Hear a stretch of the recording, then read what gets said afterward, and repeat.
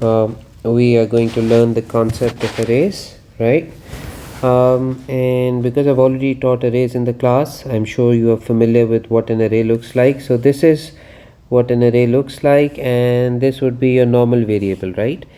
So we have a normal variable called x, and we have an array called y.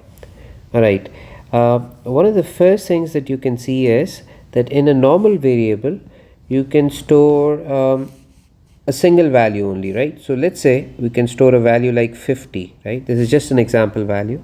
So it can only store one value at one time, whereas in an array you can store multiple values. If I can number these, you can see that we have 4 elements, so we can store 4 different values inside, right? So let's say element number 1 has a value of 60, element number 2 has a value of 80.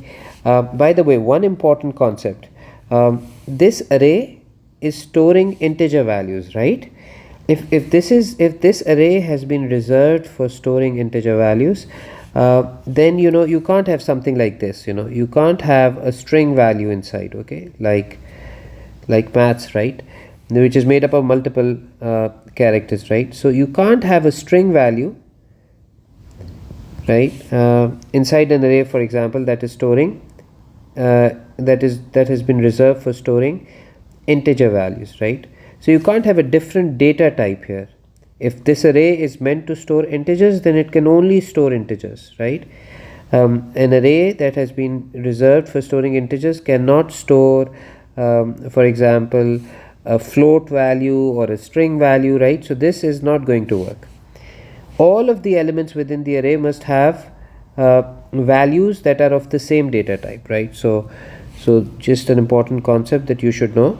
This is not going to work, right? All these values must be integers, right? So let me put in some other values, some random values like 45 and 30, right? Okay, all right. And the second important thing that we need to know is that I'm making this video using pseudocode. I know based on our practice in the class you've become familiar with Python, right? So even if I write something in pseudocode, I'm sure you'll be able to convert it into Python, right? Okay, all right. So if I, for example, wanted to output this value stored inside x, I could simply write an output instruction and give the name of the storage, right? So if I'm saying output x, the CPU will go to this storage location called x, right? It will come here and output the value stored inside, right, which is 50, right? So if this was my output window, let me make an output window here, right? If this was the output window, when this instruction executes, the value stored inside x is going to be output, which basically means what? This value of 50 is going to be output in the output window. So this is what you're going to see. Okay, but if I wanted to output a value from the storage y is basically an array. Just remember this, as far as your exam is concerned, as far as O levels is concerned, you can't do something like this, okay? What you need to understand is that there are 4 different values inside, right? And at a time, when you're giving the CPU an instruction, such as an output instruction or an input instruction, right, or any other instruction, you must specify which element, you must specify the element from which you want to access the value and output that value. So what I basically mean to say is that this is acceptable, okay? So you have to use the scare brackets, and within the scare brackets you must mention the element number. So at one time the CPU can only access one value within the array. That's a very important concept, okay? So at one time you're asking the CPU to go to this storage location y, and from within y output the value stored inside element number 3. So in this case, this value 45, right, is going to be output in the output window. So you must be very specific, okay? Whenever you're working with arrays, you must specify the element number, okay? That's very important. All right, let's do some more, okay? For example, you can do something like this: output y1. This time in the output window, I'm sure you can guess now, this value 60 is going to be output, right? If I was to do another output statement, right, for example y4, this time this value 30 is going to be output. So remember, don't, when you're using arrays, don't do something like this, okay? Don't do something like this. Although you know, you worked in Python, and within Python you did something like this, right? You were able to, for example, hang on, let me move on to the next page. Okay, within Python you were able to do something like this, right? You were able to use the print statement, right? You were able to do something like this, print y, right? And what this would do was that this would print all the values stored inside the array. So if this was our array, 60, 80, 45 and 30, all the values would be printed, right? You'd see something like this: 60, 80, 45 and 30, right? When you use an instruction like this, okay, this is the built-in power. These features have been built in Python, right? Just to make Python programming friendly, right? All you need to do is mention the name of the array, and this would work in Python. But in pseudocode, right? In pseudocode, as far as the O-levels exam is concerned, you should not do this, okay? Don't try and copy this in pseudocode, okay? So this is not going to work in pseudocode. All right, so can we do something like this? For example, can we do an input statement, right? Let me do some input statements here. Can we do something like this, right? Input x, obviously we can do that, right? This would input a value into this storage x, and basically the user is going to type that value through the keyboard, right? So let's say the user typed in a value such as 41, right? So then this previous value that is stored inside x, right, this will be overwritten. This is going to be overwritten. So the previous value is going to be overwritten, and the new value which the user typed in through the keyboard is going to be saved into x. Okay, what about here, right? We can see that there are already values stored here. So what if I was to do an input, right? So if I was to do something like this, if I was to do an input, remember I can't simply write it like this, right? I must specify the element number using square brackets. So I must use square brackets and mention exactly which element do I want to do the input in. For example, if I wanted this, right, and so this time let's assume when this instruction is executed, the user types in a value such as 88, right? So the previous value at this location, the previous value, this would be the location, right? Storage y, element number 2. So at this location, the previous value of 80 is going to be overwritten with the new value, and I think I said, the new value was going to be 88, right? Let's assume this was the value that the user typed in through the keyboard.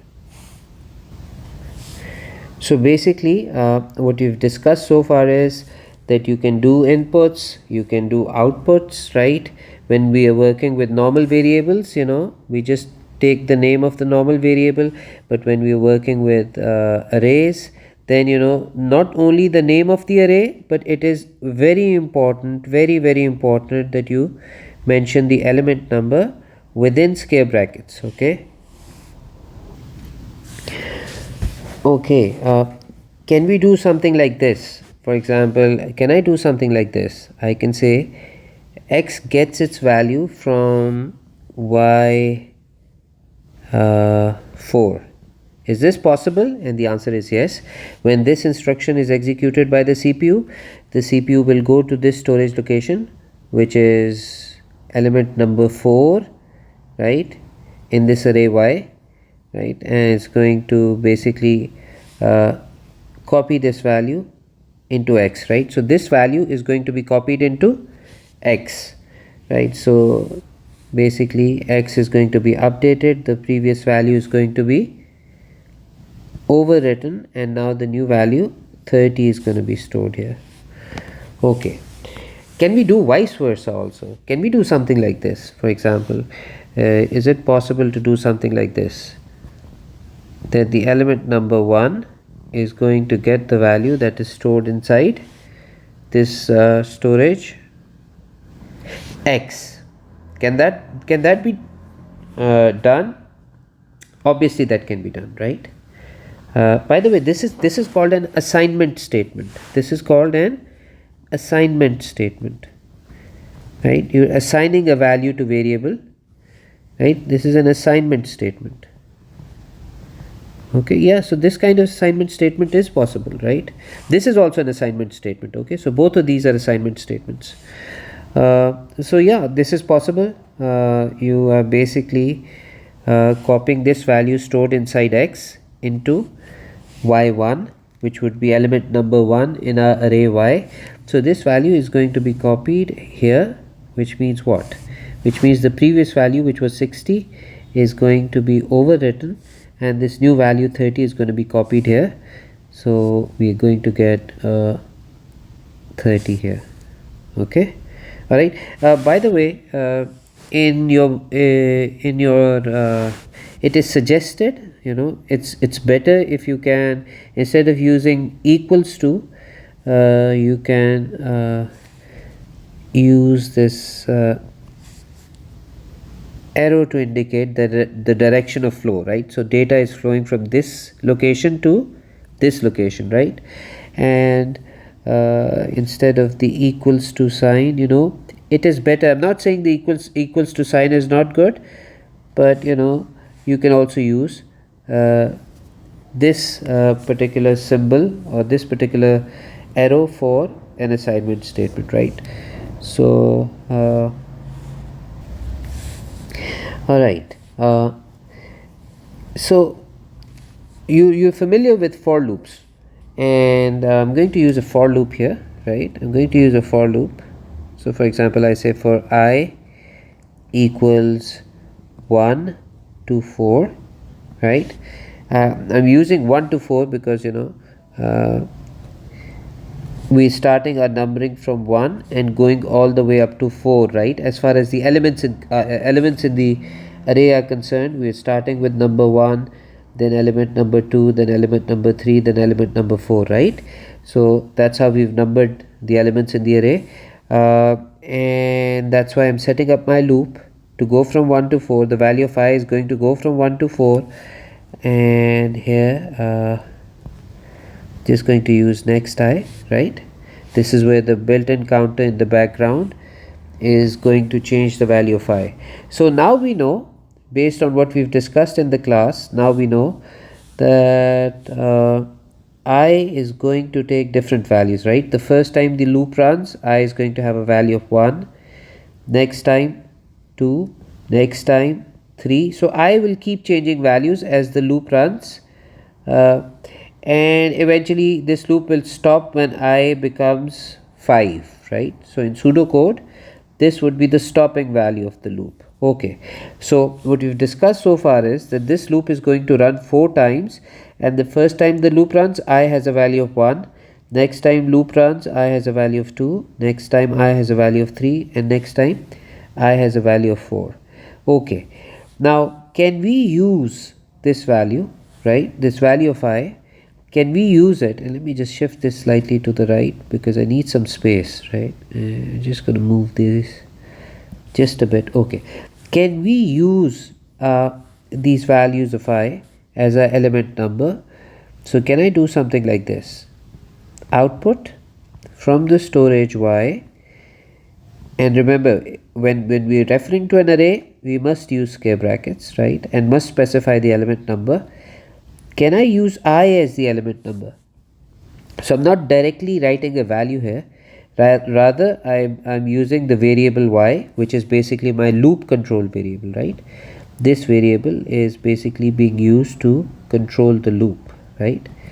So the loop runs as long as the value of I is 1, 2, 3, 4, but as soon as the value of I becomes 5, this loop stops, right? So this is a loop control variable. Can I use the loop control variable as the element number? And the answer is yes, we can do that. All right. So let's take a look at what's going to happen. The first time the loop runs, I has a value of 1, right? So what would this be?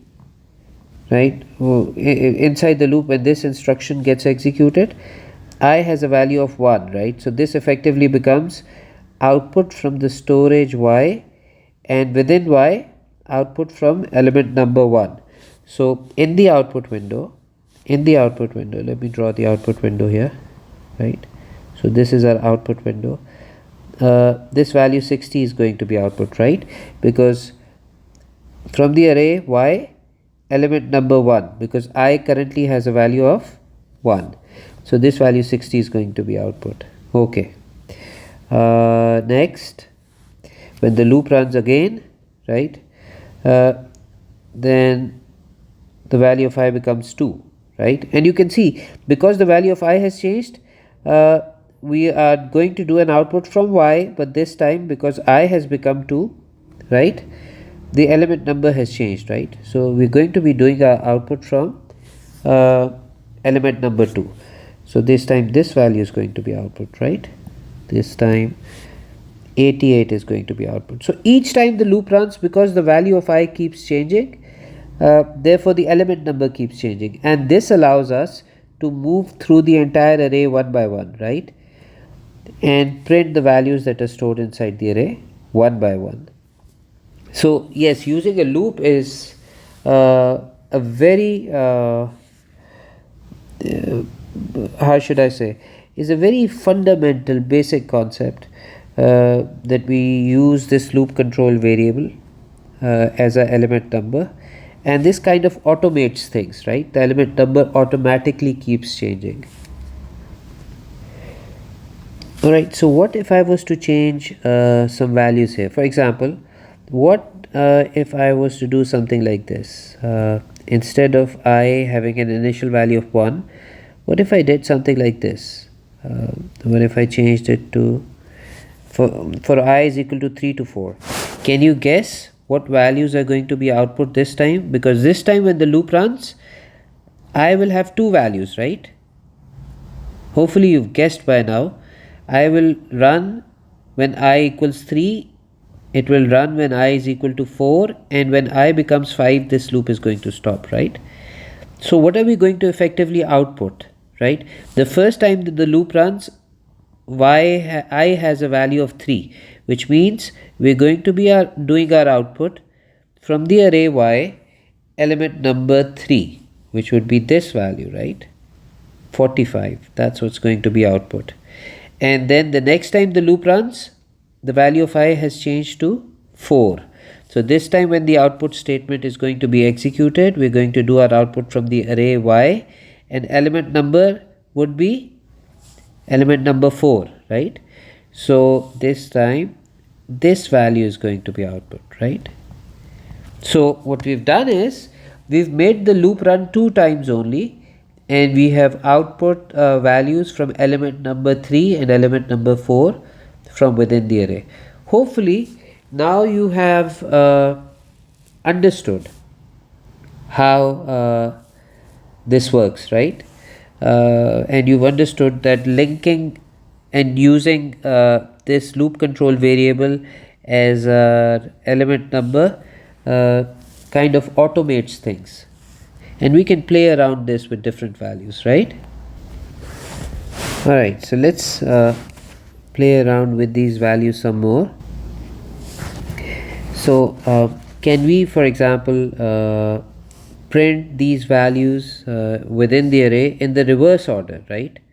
Can we, for example, in our output window, can we do something like this? First we want to print this value 30, then we want to print 45, then we want to print 88, and then we want to print 60, right? So we want to move through the array but upwards, right? So starting from element number 4 to element number 3 to element number 2 to element number 1. Well, this is possible based on what we've discussed so far, right? And we actually discussed the for loop in Python very extensively, right? So let's try that. Okay, so I'm just going to write a for loop, right? And for I equals 4 to 1 in the reverse order, right? So I will have an initial value of 4 and it will go, so, and then from 4 it is going to go all the way till 1. And obviously when I want to do something like this, I must mention the step value, and the step value in pseudocode is written using this step keyword, right? So each time the loop runs, basically the value of I is going to be decremented, it's going to be subtracted by -1. Okay, so basically let me just write this first and let me explain how step 1 is going to work. All right, so I will initially have a value of 4, right? That's what we've said, right? That's what we've said. I will initially have a value of 4, and at this stage, eventually once the loop has run, the built-in counter in the background, we've given it the instructions to use a step of -1, right? So from 4 it is going to subtract -1, and I will take a new value of 3. All right, so this is an instruction for the built-in counter, this step, right? Each time the loop runs, the built-in counter will reduce the value of the loop control variable, which is I in this case, by -1. Okay, so now that we've set up this loop, hopefully if we'll be able to understand the working, and let's do our outputs, right? Let me do, so rather than explaining much, I can simply do something like this, right? And hopefully this is going to make sense to you. So the first time the loop runs, I has a value of 4, right? So we're going to be doing an output from our array y element number 4, because I has a value of 4, right? Then this built-in counter at this stage, at this point, is going to decrease the value of I by 1. So this basically means the next time the loop runs, I has a value of 3. And when the loop runs with I having a value of 3, then the output statement will output from this array y element number 3, which would be this value 45, right? And that's going to be output, right? Next, the built-in counter is going to once again use a step of -1, change the value of I to 2, right? And this time the loop, when it runs, the output statement is executed. We are going to output from y 2, right? Because I has a value of 2, so we're going to be outputting this value 88, right? And finally, the built-in counter will use a step of -1, and the value of I will change from 2 to 1. The loop will run again. When the loop runs, this output statement is executed. We're going to do our output from array y element number 1. So this value 60 is going to be output, right? This value 60 is going to be output in the output window. And then, once again, next I will be executed, right? The built-in counter in the background will use a step of -1, and I will become equals to 0.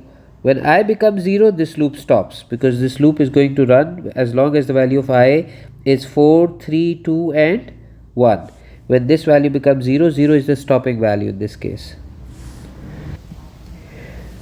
Okay, simple and straightforward. Can you tell me what values are going to be output this time when this loop runs?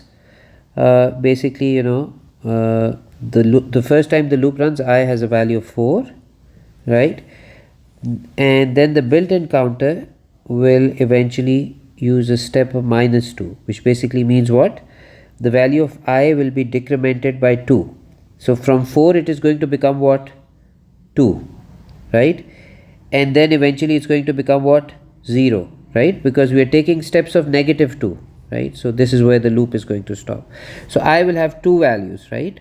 4 and 2. So the first time the loop runs, output, because I has a value of 4, we're going to do an output from this storage Y, this array Y, element number 4, which is going to be 30, right? So this is the value that's going to be output. Next time the loop runs, I will have a value of 2, which basically means what? We're going to be doing our output from the array Y, element number 2, right? And this would be what? 88, right? And that's it, right? So eventually, this loop is going to stop, because the value of I is going to become 0. Alright, this is also pretty straightforward, right? We've just made a few changes. We've set up the loop to take positive steps, right? +2 each time the loop runs. And we're going from I having an initial value of 1 to 4, right? So the first time the loop is going to run, I will have an initial value of, okay, can you first pause here and guess what values are going to be output? Okay, hopefully you guessed correctly, right? But I have a hunch that some of you might have made a mistake, because the first time the loop is going to run, I is going to have a value of 1, right? Then the built-in counter here is going to change the value of I by a step of 2, +2, which means I will now become 3, right? So the next time the loop runs, I will have a value of 3, right? And then the built-in counter at this stage will change the value of I from 3 to 5, right? And this would be the stopping value. So when the value of I becomes 5, this loop is going to stop. So it's only going to run 2 times, when I has a value of 1 and when I has a value of 3. So the first time the loop runs, right, you're going to be doing an output from the array Y, element number 1. So what value is going to be output? 60. And the next time the loop runs, I will have a value of 3. So you will be doing an output from the array Y, element number 3, which would be 45, right? So these two values are going to be output. Alright, so can we do, for example, something like this, right? Can we, like we normally calculate totals, right? That's what we've been doing in so many questions in the class, right? So can we add all of these values together, right? Can we add all of these values together? So can we add 60, 88, 45, 30 together? So this is basically what we want to do: 60 plus 88 plus 45 plus 30, and then we want to output this total, right? So that's what we want to do, right? To add all the values stored inside the array, right? So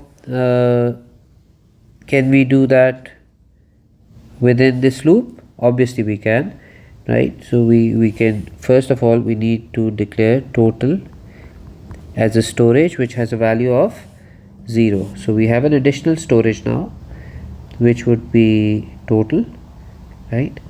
And total is now going to have a value of 0 inside. Okay, so when I run this loop, right, what I want to do is, I don't need to do an input, right? Because so far, we're just assuming that the values are already there, right? You can see on the right hand side, the values are already there inside the array. They are pre-stored, right? We have pre-stored values, right? We have pre-stored values. So we don't need to do an input, right? The array already has values. It's a pre-stored array. Okay, so I am simply going to do what? I'm going to write my equation for total, and remember, total will always be updated using, for example, its current value, which is 0 right now, and we want to add 60 to it, right? 0 plus 60, right? This result will save where? In total. So the first time the loop runs, right, what are we saying? The first time the loop runs, and if I use I as the element number, right, the first time the loop runs, I has a value of 1, right? So what are we saying? We're saying the current value of total, right, which is 0, and the current value stored inside our array y element number 1, which is 60, right?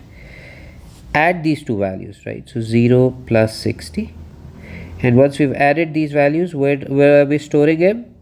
We're storing them in this storage called total, right?